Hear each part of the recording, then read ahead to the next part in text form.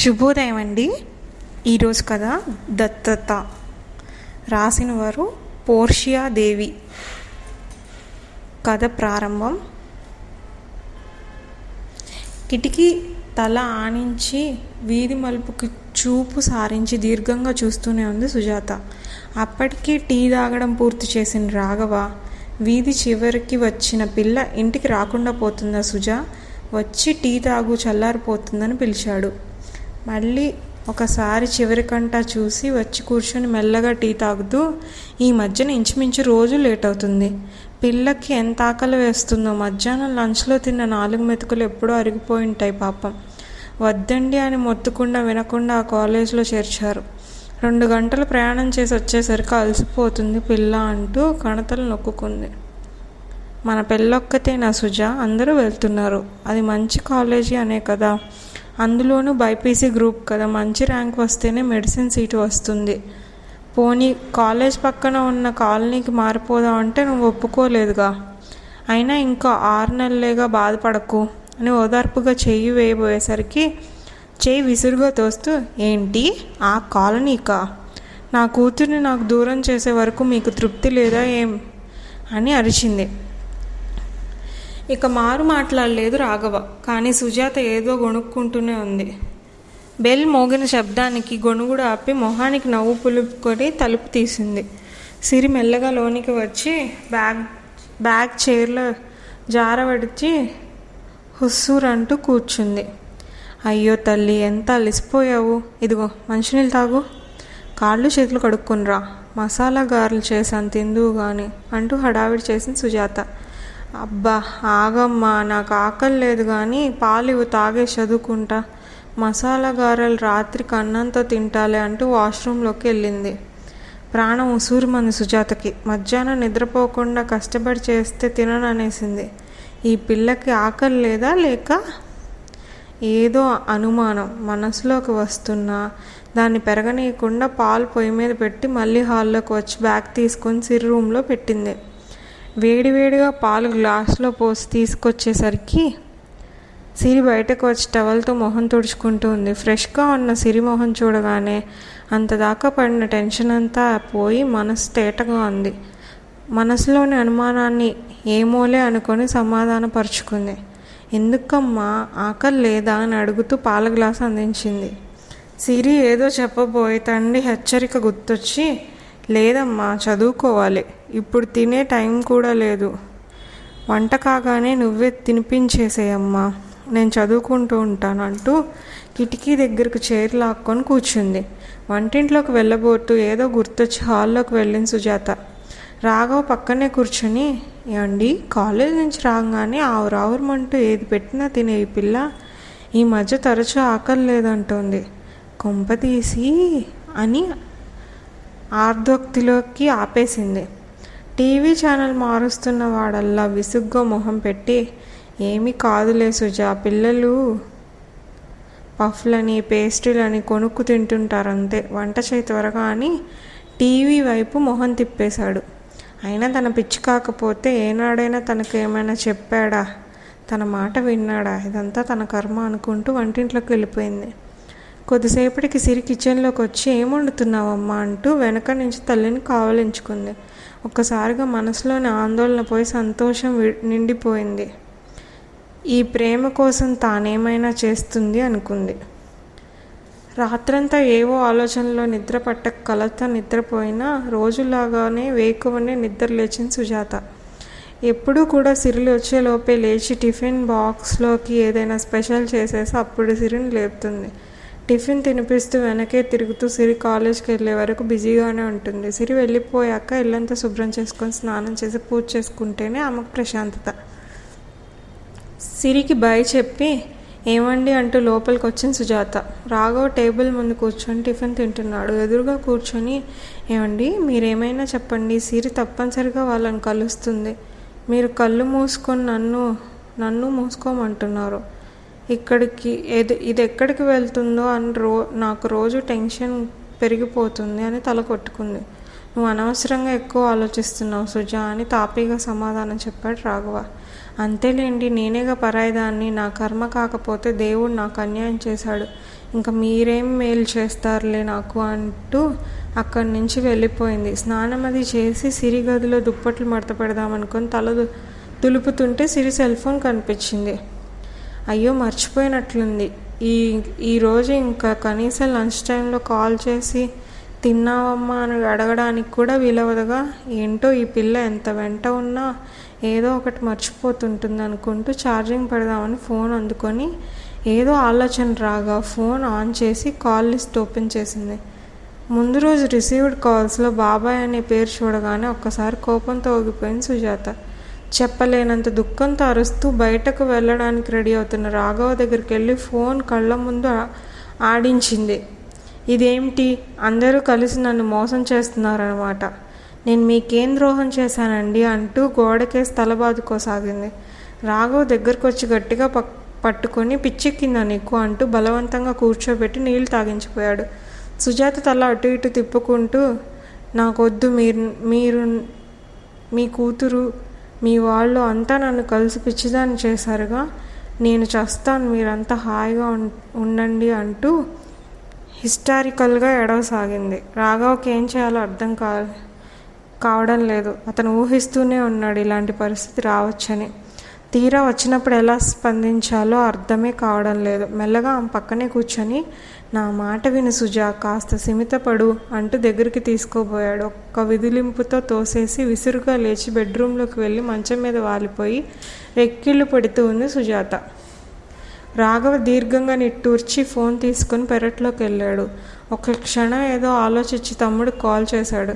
కుమార్ ఫోన్లో, హలో అన్నయ్య, బాగున్నారా అని అనగానే, మా బాగు ఏమి చెప్తాలే కానీ నువ్వు నిన్న సిరి కాలేజ్కి వెళ్ళావా అని స్ట్రైట్గా అడిగాడు.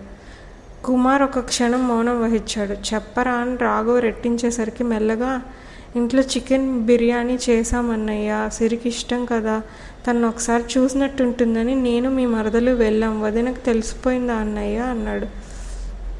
కుమార్ కంఠంలో బెదురు చూసి రాఘవ బాధ రెట్టింపైంది. ఏమీ లేదురా, నిన్న సిరి ఆకలి లేదంటుంటేను మీరేమైనా తీసుకొని వెళ్ళి తినిపించారేమోనని అనుమానం వచ్చింది. సర్లే కానీ నువ్వు ఇలా కాలేజ్కి వెళ్ళి కలవడం మానేస్తేనే బెటర్ రా, అర్థం చేసుకో అంటూ ఫోన్ పెట్టేశాడు. నిజానికి ఎవరు అర్థం చేసుకోవాలి, కుమారా నువ్వా అని లోపల నుంచి ఎవరో ప్రశ్నించినట్టు అనిపించి తల దించుకున్నాడు. అసలు తాము పిల్లలు లేని వాళ్ళలా ఉండిపోతే ఒకటే బాధ ఉండేదేమో, ఇప్పుడు అందరికీ బాధ అనుకుంటూ గతం గుర్తొచ్చింది. పెళ్ళయ్యాక ఒక 2 ఏళ్ళు తాను సుజాత పిల్లల కోసం ఏమీ ఆలోచించలేదు. 2 ఏళ్ల తర్వాత అందరూ ఇంకా విశేషం ఏమీ లేదా అని అడుగుతుంటే కూడా ఇంకో 3 ఏళ్ళు కులాసాగానే గడిపేశారు. ఈలోగా తమ్ముడు కుమార్కి పెళ్ళవడం, సంవత్సరం తిరగకుండానే మరదలు గర్భం దాల్చడంతో సుజాత కొంచెం కలత చెందడం మొదలైంది. సీమంతాలు, సూడిదలు, కళ్ళ ముందే తోడికోడలు పండంటి పాపను ఎత్తుకోవటం, భర్తతో పీటల మీద కూర్చొని బారసాలు చేసుకోవడం చూస్తూ ఆత్మన్యూనతకు లోనయ్యేది. ఏమండి, నాకెందుకు పిల్లలు పుట్టడం లేదు, నాలో ఏదో లోపం ఉందా, నేను తల్లిని కాలేనా అని బేలగా ప్రశ్నించేది. ఇలాగే ఇంకో సంవత్సరం కూడా గడిచిపోయాక తండ్రి హెచ్చరించడం, తల్లి కొద్దిగా సూటిపోటు మాట్లాడటం మొదలయ్యాక గుండెలు దడదల్లాడుతుండగా డాక్టర్ని కలిశారు. ఒక 5 ఏళ్ళ ఆ టెస్టులు, ఈ మందులు, సుజాతకు ఒక చిన్న ఆపరేషన్ జరిగాక ఇద్దరిలోనూ పెద్ద సమస్య లేదు, కానీ సంతానం ఎందుకు కలగడం లేదో తెలియలేదని తేల్చారు. ఇంకో 5 ఏళ్ళ ఆయుర్వేదం, హోమియో, పసర్లు, మొక్కులు, మంత్రాలు, తాయెత్తులు, ఒకటేంటి సుజాత ఎవరు ఏం చెప్తే అది చేసేది. మొత్తానికి పెళ్ళై 15 ఏళ్ళు గడిచాక ఇద్దరికీ అర్థమైపోయింది తమకు ఇంకా సంతానం కలగదని. అప్పటికి తమ్ముడికి 2 ఆడపిల్లలు, 3వసారి మరదలు గర్భంతో ఉంది. 2 ఆడపిల్లలు అవడం మూలాన మగ సంతానం కోసం తల్లి పట్టుబట్టడంతో తమ్ముడికి ఇష్టం లేకపోయినా 3వ సంతానానికి రెడీ కాక తప్పలేదు. తమ్ముడు గవర్నమెంట్ టీచర్, పల్లెలోనే పోస్టింగ్ అవడంతో అమ్మ వాళ్ళ దగ్గరే పల్లెలోనే ఉండేవాడు. తను కూడా మొదట్లో పల్లెలోనే ఉంటూ బ్యాంకుకి వెళ్ళేవాడు. తర్వాత వైద్యం కోసమని మెల్లమెల్లగా ట్రాన్స్ఫర్లు అవుతూ సిటీకి వచ్చేశాడు. సుజాత కూడా మంచి కాన్వెంట్లో టీచర్గా జాబ్ చేసేది. పండగలకి పబ్బాలకి రెగ్యులర్గా పల్లెకు వెళ్ళేవారు. తమ్ముడు తను ఇద్దరే అవడంతో మంచి అనుబంధమే ఉండేది. అదృష్టం ఏంటంటే మరుదల సుజాత కూడా సొంత అక్క చెల్లెలాన్ని కలిసిపోయేవాళ్ళు. తోడికోడలు నిండుగా పూసిన చెట్టులా పిల్లలతో కళకళలాడుతుంటే కొంచెం చివుక్కుమంటున్నా దాన్ని పెరగనీయక పిల్లల్ని దగ్గరికి తీస్తూ వాళ్ళకి సేవలు చేస్తూ తోడికోడలికి చేదోడుగా ఉండేది. పుట్టినరోజులకి పండగలకి పిల్లలకి పట్లంగాలు బట్టలు బొమ్మలు కొనేది. వాళ్ళని చూసుకుంటూ పిల్లలు లేరన్న బాధ మర్చిపోయేది. మరదలకి 7వ నెల వచ్చాక స్కానింగ్లో కవలలు పుట్టనున్నారని తెలిసింది. నిజానికి సుజాతకి పిల్లలు పుట్టడం కష్టమని తెలిసినప్పటి నుంచి తమ్ముడు పిల్లలు దివ్య రమ్యలతో ఒకరిని పెంచుకోమని తల్లి చెప్తూనే ఉండేది. ప్రతి ఊహ తెలిసిన పిల్లల్ని పెంచుకుంటే తమని అమ్మ నాన్న అంటారా అని తాము దానికి సిద్ధపడలేదు. ప్రత్యేకంగా పెంచుకోవడం ఎందుకమ్మా, వాడి పిల్లలు నా పిల్లలు కారా అంటూ దాటవేస్తూ వచ్చాడు. కానీ కవలలు పుట్టబోతున్నారనేసరికి ఇప్పటికే 2 ఉన్నారు, తమ్ముడికి పెంచటం భారమే కదా, మీరు పెంచుకోవాల్సిందే అని తల్లి ఖచ్చితంగా చెప్పేసింది. పురిట్లోనే తెచ్చుకొని పెంచుకోవచ్చనేసరికి సుజాతకు కూడా ఆశ కలిగింది. మరదలికి ఒక పాప ఒక బాబు పుట్టడంతో బారసాల రోజే పాపని తాము దత్తత తీసుకున్నారు. సుజాతతో పీటల మీద కూర్చొని పాపను చూసుకుంటుంటే జన్మ ధన్యమైనట్లు అనిపించింది. తాము కన్నపిల్లే అనిపించింది తప్ప పెంచుకుంటున్న భావమే కలగలేదు ఇద్దరికి. మరదలు తమ్ముడు కొంచెం దిగులు పడినా నా అన్న తేడా ఏముందిరా, అందరూ మన పిల్లలే, పండగలకు పబ్బాలు కలుస్తూనే ఉంటాం కదా, సెలవులు వస్తే మీరు మా దగ్గరికి వస్తారు, ఇంచుమించు కలిసే పెరుగుతారు, ఇంకా విచారం దేనికని తాను ధైర్యం చెప్పాడు. మరదలికి మాత్రం మనస్ఫూర్తిగా చేతులెత్తి నమస్కరించాడు. అయ్యో బావగారు, మీ దగ్గర నా బిడ్డ పెరగడం దాని అదృష్టం, చిన్నదాన్ని నాకు నమస్కరించకండి అంటూ గుండెలోని బాధను దిగమింగుకుంటూ వీడ్కోలు పలికింది. మరదలు అన్నట్లు సిరిపాప నిజంగానే అదృష్టవంతురాలే. పాప వచ్చిన వేళ విశేషం. రాఘవకి ప్రమోషన్ వచ్చింది, అలాగే లోన్ పెట్టి సొంత ఇంటివాడయ్యాడు. ఇక సుజాత అయితే మాతృత్వపు మధురిమల్లో మునిగిపోయింది. పాపే తన ప్రపంచమైంది. ఓ 3 ఏళ్ళు జాబ్కి లాంగ్ లీవ్ పెట్టేసింది. పళ్ళకు వెళ్ళాలంటే ఇష్టపడేది కాదు. అమ్మో పాపకి ఏ జ్వరమో వస్తే అంటూ కంగారు పడిపోయేది. అయితే అత్తామామ ఉన్నంతకాలం ఊరెళ్ళక తప్పకపోయేది. పాపకు 3వ ఏడు జరుగుతుండగా అత్తామామ 6 మాసాల తేడాలతో చనిపోయారు. దాంతో ఊరెళ్ళడం తగ్గించేసింది. అంతేకాదు సిరిని తోడికోడలు కానీ మరిది కానీ ముద్దు చేస్తే తట్టుకోలేకపోయేది. పెద్ద పిల్లలిద్దరికీ సకల సేవలు చేసిన సుజాత సిరితో పాటే పుట్టిన శ్రీకర్ని కనీసం ఎడం చేత్తో కూడా తాకేది కాదు. మొదటి సంవత్సరం పండక్కి వెళ్ళినప్పుడు మరిది తన పిల్లలతో పాటు సిరికి కూడా బట్టలు తీసుకొచ్చాడు. అది చూసి సుజాత మరిదిని పక్కకు పిలిచి ఇంకెప్పుడు సిరికి బట్టలు కొనవద్దని ఖచ్చితంగా చెప్పేసింది. కుమార్ ఆశ్చర్యపోయాడు వదినలోని మార్పును చూసి. పండగలకి పుట్టినరోజులకి పిల్లలందరికీ బట్టలు తీసే వదిన శ్రీకర్కి కాదు పెద్ద పిల్లలిద్దరికీ సైతం బట్టలు తేలేదు కదా. సిరికి కొనవద్దని తనతో చెప్పడం మనసును చివుక్కుమనిపించింది. సరిత కూడా అక్కలోని మార్పుకి బాధపడింది. తమ మధ్య అనుబంధం మరింత చిక్కనవుతుందనుకొని తమ పిల్లల్ని దత్తతిస్తే అక్కేమో ఇంకోలా ప్రవర్తిస్తుంది ఎందుకు అని ఆలోచనలో పడింది. దత్తతకు ఇవ్వాలనుకున్నప్పుడు తాను బాధపడుతుంటే ఎక్కడికో దూరం ఇస్తున్నావా ఏంటి, వాళ్ళు ఇక్కడికి మీరు అక్కడికి వెళ్తుంటారు, అయినా సుజాత నీ పిల్లలను సాకడం ఏమైనా కొత్త, కలిసే పెంచారు కదా ఇప్పటి వరకు, ఇది అంతే, ఏదో వాళ్ళ తృప్తి కోసం దత్తత ఇవ్వడం అంతే అని భర్త అత్త ఓదార్చారు. కానీ ఇప్పుడు జరుగుతున్నది వేరు. ఇక తర్వాత వారి మధ్య పూర్తిగా దూరం పెరిగిపోయింది. మరిది కుటుంబాన్ని సెలవులకి పిలవడాలు తాము పండగలకు పోవడాలు మానేశారు.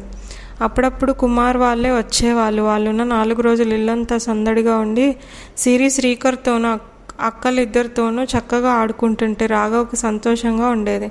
కానీ సుజాత మాత్రం వాళ్ళు ఎప్పుడు వెళ్ళిపోతారా అన్నట్టు చూసేది. దానితో రోజు రోజుకి వాళ్ళు రావడం కూడా తగ్గిపోయింది. పెద్ద పిల్లలు కాలేజీ చదువులకు వచ్చేసరికి తమ్ముడు కూడా సిటీకి ట్రాన్స్ఫర్ చేయించుకొని ఫ్యామిలీతో షిఫ్ట్ అయిపోయాడు. అయినా వారి మధ్య రాకపోకలు పెరగలేదు. అద్దెలు తక్కువని కుమార్ శివార్లలో ఇల్లు తీసుకున్నాడు. వాళ్ళు 1-2 సార్లు వచ్చిన సుజాత ఒక్కసారి వాళ్ళ ఇంటికి వెళ్ళలేదు. అంత దూరం పిల్ల వడిలిపోతుంది, ఏం వెళ్తానులేండి అంటూ రాఘవ అడిగినప్పుడల్లా తోసిపుచ్చేది. దాంతో అన్నదమ్ముల మధ్య రాకపోకలు పూర్తిగా ఆగిపోయాయి. సిరికి మొదటి నుంచి చిన్నాన్న వాళ్ళు వస్తే చాలా ఇష్టం. రాఘవ కన్నా కుమార్ పిల్లలను బాగా ముద్దు చేస్తాడు. ఇక సరిత కూడా అవకాశం దొరికితే సిరిని ఎత్తుకొని ముద్దు చేసేది. అందుకని వాళ్ళు వెళ్ళిపోయిన తర్వాత మళ్ళీ వాళ్ళు ఎప్పుడు వస్తారని అడుగుతూ ఉండేది. వాళ్ళు ఉన్నన్ని రోజులు ఇంట్లో సందడిగా అలవాటు పడి వెళ్ళిపోయాక తల్లిదండ్రి తాను ఏదో ఒంటరిగా ఉండేది.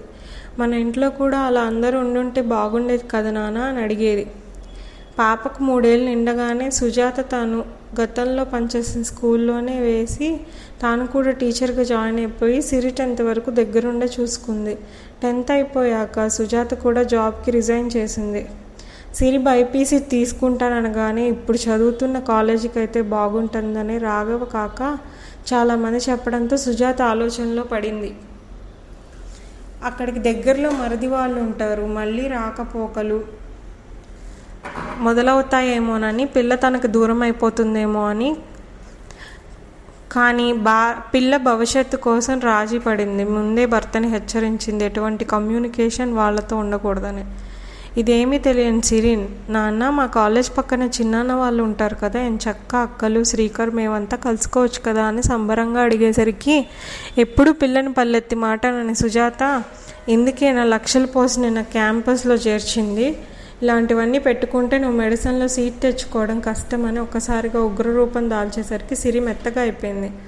కుమార్ ఎంతగా అన్న వాళ్ళకు దూరంగా ఉన్న సిరి పక్కనే కాలేజీలో చేరిందని తెలిసి భార్యను తీసుకుని వెళ్ళి కలిసి వచ్చాడు. ఆ విషయం సిరి ఎగురుకుంటూ వచ్చి చెప్పగానే పెద్ద గొడవే జరిగింది ఇంట్లో. రాఘవని ఇష్టం వచ్చినట్టు తిట్టి ఏడుస్తూ పడుకుంది. సిరికి అర్థం కాలేదు ఎందుకు తల్లి చిన్నాన్న వాళ్ళని కలవటం అంత తప్పన్నట్టుగా గొడవ చేస్తుందని. ఆ మాటే తండ్రిని అడిగితే, అమ్మకు నీ మీదున్న ప్రేమ తల్లి, నువ్వు వాళ్ళతో చనువు పెంచుకొని మీ అమ్మకు దూరం అయిపోతావా అని భయం అమ్మా అని సర్ది చెప్పాడు. సిరి కాలేజీకి వెళ్ళిన తర్వాత మరిదికి ఫోన్ చేసి, ఇందుకేనా మీ పిల్లని మాకు దత్తత ఇచ్చింది, అది నా కూతురు కాదు మీరే కన్నారని చెప్పి దాన్ని నాకు దూరం చేయడానికేగా కాలేజీకి వెళ్ళి కలిశారని చెడామడా తిట్టేసింది.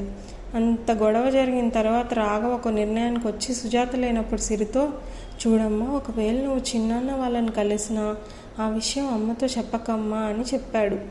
అదేంటి నాన్న, ఇంత చిన్న విషయాన్ని అమ్మకు అబద్ధం చెప్పాలా అని ఆశ్చర్యపోతే, చూడమ్మా, నువ్వు అలా ఆ విషయం దాస్తేనే నువ్వు చిన్నాన్న వాళ్ళని అప్పుడప్పుడైనా కలవగలవు అనేసరికి సరే నాన్న అని ఒప్పుకుంది.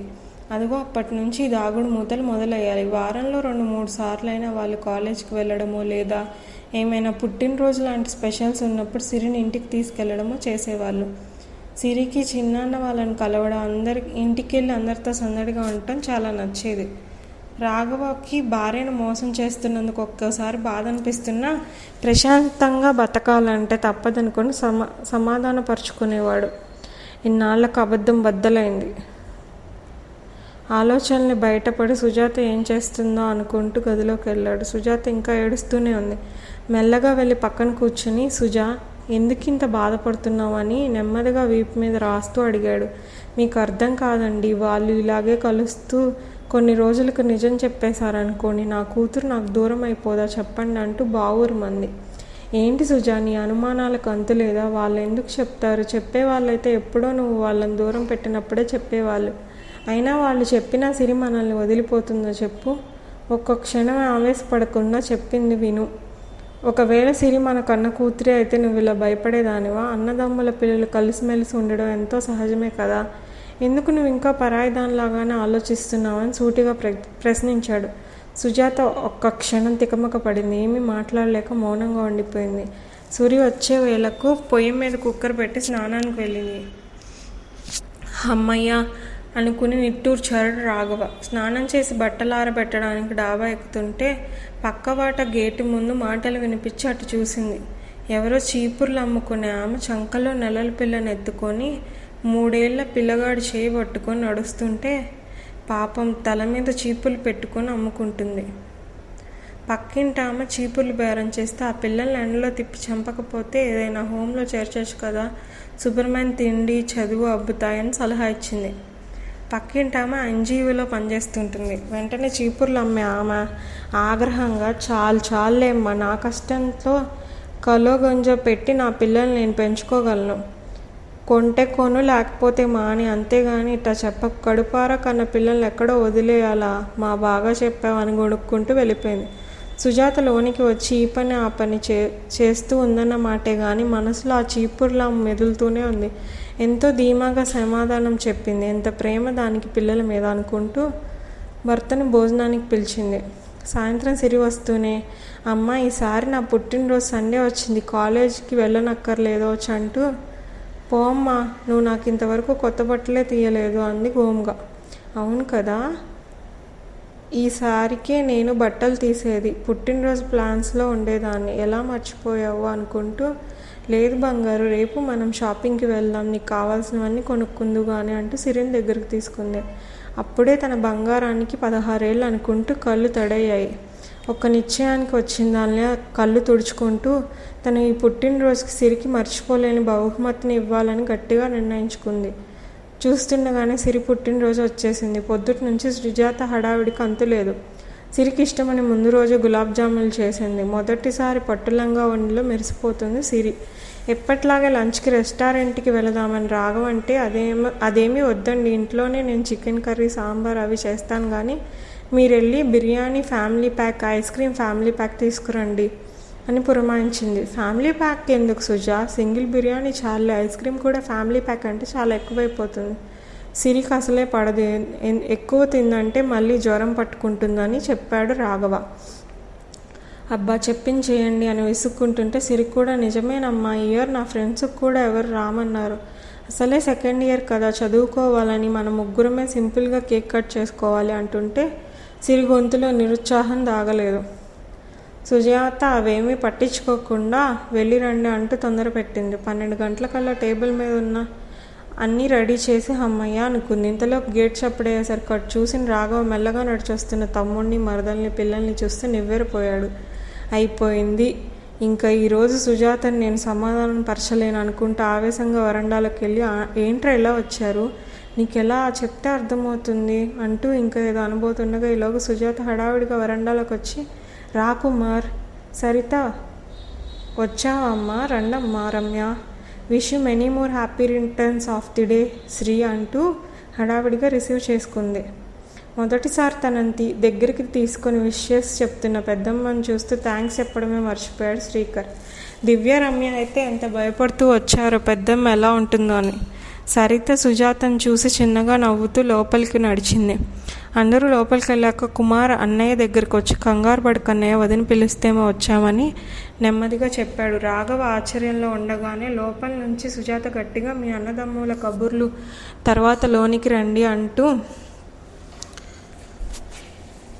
అరిచింది. రాఘవ ఆప్యాయంగా తమ్ముడు భుజం మీద చేయి వేసి లోనికి తీసుకెళ్లాడు. ఈ సందడి లోపల నుంచి వచ్చింది. సిరి ఒక్కసారిగా తన కళ్ళను తానే నమ్మలేకపోయింది. అక్క అంటూ దివ్యను వాటేసుకుంది. అందరూ సిరికి విషెస్ చెప్పారు.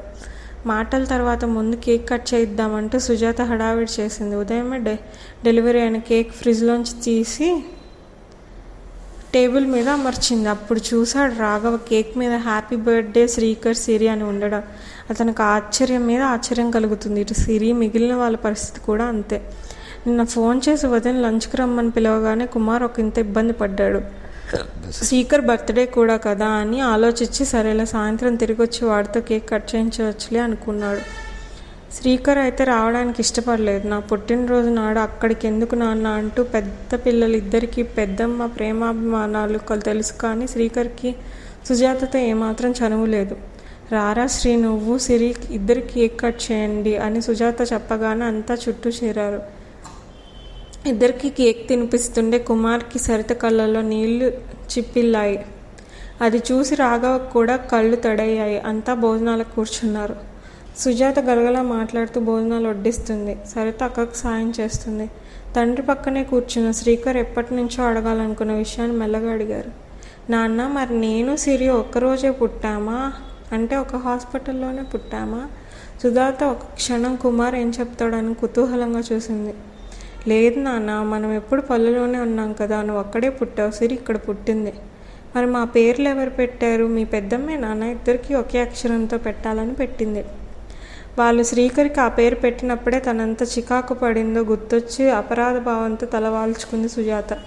సిరిమోహన్లో ఆనందం చూస్తుంటే తను ఇన్ని రోజులు ఎంత మూర్ఖంగా ప్రవర్తించిందో అర్థమైంది సుజాతకి. రోజంతా ముచ్చట్లతో ఎలా గడిచిందో తెలియకుండానే గడిచిపోయింది. రాత్రి భోజనాలు కూడా చేసి కుమార్ వాళ్ళు బయలుదేరారు. వాళ్ళు వెళ్ళిపోతుంటే సిరి ముఖంలో దిగులు చూసి దగ్గరికి తీసుకుంటూ, దిగులు పడకు తల్లి, ఇంకో 2 నెలలు ఓపిక పట్టు, మనం మేడ మీద పోర్షన్ ఖాళీ అవుతుంది. మీ చిన్నాన్న వాళ్ళని ఇక్కడికే వచ్చేయమన్నాను. సరే అన్నారు వాళ్ళు అని చిరునవ్వుతో చెప్పింది. సిరి ఆనందానికి ఇంక పట్టపగ్గా లేవు. రాత్రి పడుకున్నప్పుడు రాఘవ, సుజాత నువ్వేనా అని అడిగేసరికి ఇన్ని రోజులు నేనెంత మూర్ఖత్వంతో ఉన్నానో తెలిసిందండి. కన్న కూతుర్ని దత్తత ఇచ్చిన సరితా కుమార్ల త్యాగం ముందు నా ప్రేమ ఎంత స్వార్థపూరితమైందో అర్థమైంది. అయినా అన్నదమ్ముల పిల్లలు కలిసి ఉండాలనుకోవడం నేరమేమీ కాదు కదండి అని సంతృప్తితో కూడిన చిరునవ్వు నవ్వింది. సమాప్తం.